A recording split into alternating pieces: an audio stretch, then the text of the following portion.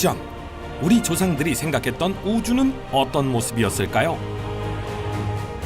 긴 시간을 거슬러 올라가 먼 옛날 그때의 밤하늘을 연구하는 조금 특별한 과학자 고 천문학자를 소개합니다. 이곳은 우리나라 천문 연구의 메카 한국천문연구원입니다. 연구원 앞마당에는 아주 오래된 천문 관측 기구들이 자리 잡고 있는데요. 신기한 모양의 천문 기기를 유심히 살펴보고 있는 이분이 바로 고 천문학자 김상혁 박사님입니다. 제가 이제 대학 시절에는 천문학을 전공했었고요. 기본적으로 저는 어렸을 때 역사에 대한 관심은 좀 많았습니다. 고천문학이라는 걸 접하게 된 거는 학부 때 이제 교수님께서 이러한 분야를 좀 하셨어요. 그래서 자연스럽게 이 분야에 좀 빠져들게 되었습니다.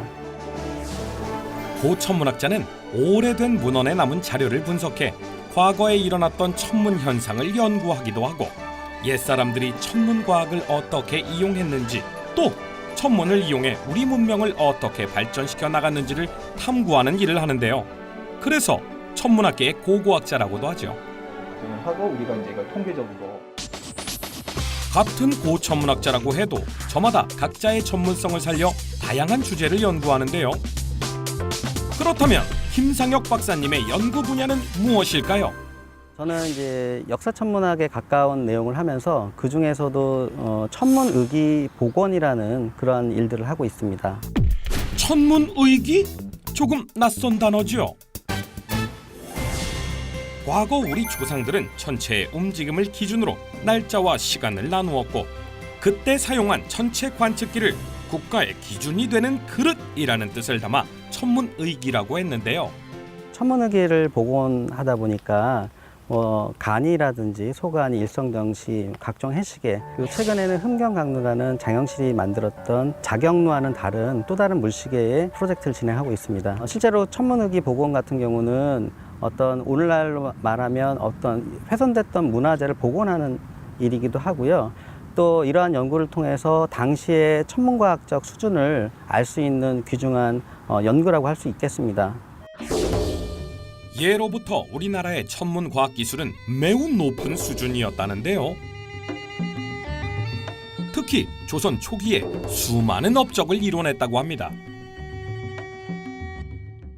예를 들자면 일본인이 편찬한 과학사 기술사 사전에 따르면 조선에서의 1400년대부터 1450년대까지의 발명품을 29건으로 기술하고 있습니다. 동시에 중국은 5건, 일본은 1건이고요. 즉 조선이라는 나라가 가장 과학기술에서 발전했다라고 보시면 되겠습니다. 북극을 중심으로 1467개의 별을 밝기에 따라 크고 작은 점으로 구분하고 각 별자리에 이름을 붙인 천상열차 분야지도 이후 300년 동안 만들어진 천문도를 통틀어 독보적인 수준과 정밀도를 자랑합니다. 당시 우리 과학기술이 얼마나 대단했는지 이제 알겠죠?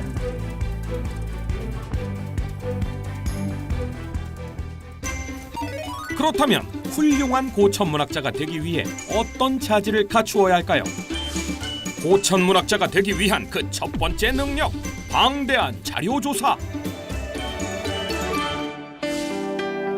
고천문학의 연구 첫 단계는 문헌조사에서 시작됩니다. 오랜 기간 축적되어 온 문헌들 속에서 고대의 천문과학 지식을 발굴해내는 건데요. 어려운 한자를 읽어내는 것도 결코 쉽지 않아 보이지만 그저 한자만 읽을 수 있다고 되는 게 아닙니다. 인문학적인 지식을 두루 갖추어야 그 내용을 이해할 수 있다는데요. 실제로 천문의기를 복원할 때는 여러 가지 그 기술사적인 어떤 내용이나 기술적인 내용을 점검하게 되는데 실제 이것만으로는 완벽하게 할 수가 없습니다. 왜냐하면 이 과학기기를 만들었을 때 당시의 시대 상황, 그 다음에 해외의 어떤 기술 동향 이런 것들이 다 버무러져야 어우러져서 해석해야지만 올바른 고천문기기를 복원할 수 있기 때문입니다. 여기에 하나 더! 우리나라뿐만 아니라 다른 나라의 옛날 천문 기술까지 속속들이 알고 있어야 제대로 연구가 가능하다네요. 국내 문헌, 그러니까 조선시대 문헌만 가지고 연구하는 거는 한계가 있고요. 이런 과학기술의 발전이라는 거는 그 과학 내적인 발전뿐만 아니라 외부 동양까지도 연결이 되어야 하는데 이를테면 중국이나 일본, 더 나아가 이슬람권의 과학사적인 기술의 흐름이라든지 이런 서적들이 우리 연구에 접목이 되어야지만 올바른 고천문학 연구가 가능하다고 생각됩니다. 고천문학자가 되기 위한 그 두 번째 능력, 날카로운 분석력. 는 이제 우리가 문화재청에서 예, 이 사진을 이제 결국 얻었잖아요. 네, 그렇죠. 네, 그렇죠. 하늘의 전체는 지금 이 순간에도 끊임없이 움직이고 있습니다. 때문에 아주 오래전 별자리와 지금의 별자리는 조금 다른 모습인데요. 그러려면 천문학적 지식은 물론 복잡한 데이터를 다룰 수 있어야 하는 날카로운 분석력을 겸비해야 합니다. 이거는 이제 유물 3D 데이터를 가지고 어떤 시각선을 분석하는 것입니다. 일단 CAD와 또 모델링 작업과 수학적 공식을 활용해 가지고 저희들이 이제 분석을 하는 과정이라고 보시면 되겠습니다. 이렇게 분석한 자료들은 다른 연구자들이 활용할 수 있도록 책으로 엮어 출간한다니 이거 정말 가치 있는 일이죠. 고천문학자가 되기 위한 그 세 번째 능력, 설계 능력. 분석이 끝나면 이제 천문의기 설계에 들어가는데요. 와, 복잡한 설계 소프트웨어까지 다룰 줄 알아야 한다니 고천문학자는 정말 다재다능해야 하네요. 사실은 전부 다 잘하는 건 아니고요. 아주 기본적인 기능 정도 수준에서 좀 하고 있습니다. 적어도 CAD를 통해서 몇 가지 필요한 정보들은 직접 뽑아야 되기 때문에 그렇게 하고 있고요. 제가 원하는 정보를 즉각 확인하고 싶은데 이걸 또 전문가한테 넘겨서 하기에는 속도감이 좀 떨어지는 것도 있죠. 그래서 네, 제가 직접 하게 되는 것 같습니다. 보니까. 이렇게 만든 도면은 전통 천문기기 복원실에서 시제품도 직접 제작해야 하는데요. 손재주도 보통이 아니어야 하겠는데요. 만들어진 시제품은 잘 작동하는 것 같은데 그럼 이제 완성인가요? 완전한 어떤 복원품을 여기서 만드는 건 아니고요. 나무로 만든 소형 간입니다. 그러니까 문헌에 따라서 나무로 한번 만들어 보고 이 제대로 작동하는지 테스트를 하고 그 다음에는 이제 실제 주물을 부어서 이제 만들게 됩니다. 고천문학자가 만든 시제품은 전문 제작업체의 도움을 받아 완벽한 모습으로 다시 태어나게 되는데요. 하지만 아직 마지막 단계가 남았습니다. 고천문학자가 되기 위한 그 네 번째 능력, 꼼꼼한 확인. 혼상이라는 어떤 과거의 천구 별자리가 있는데요. 과거의 구면상의 별자리를 투영하는 방식이 틀립니다. 즉 하늘 바깥에 있는 우주에서 부를 바라본다는 입장이죠. 한마디로 얘기해서 별의 이미지가 좌우가 바뀌어 있는 상태입니다. 이제 그러한 것들을 저희들도 알고 있지만 가끔씩 착각할 때 눈으로 보이는 별자리를 이제 그리게 되는데 그런 에피소드도 좀 있습니다. 복잡한 천문과학의 특성상 실수가 생기기 쉬운데요. 그래서 마지막까지 꼼꼼한 점검이 필수입니다.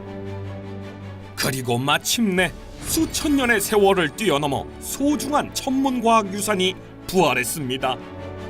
이 분야는 하이브리드와 같은 지식을 갖춰야 된다. 즉 내가 하고 있는 그 공부만 파는 것이 아니라 다양한 인접 학문에 대해서 관심을 기울일 때만 전공 지식을 더 확장시킬 수 있는 것이거든요. 그런 부분이 굉장히 필요하다고 생각됩니다.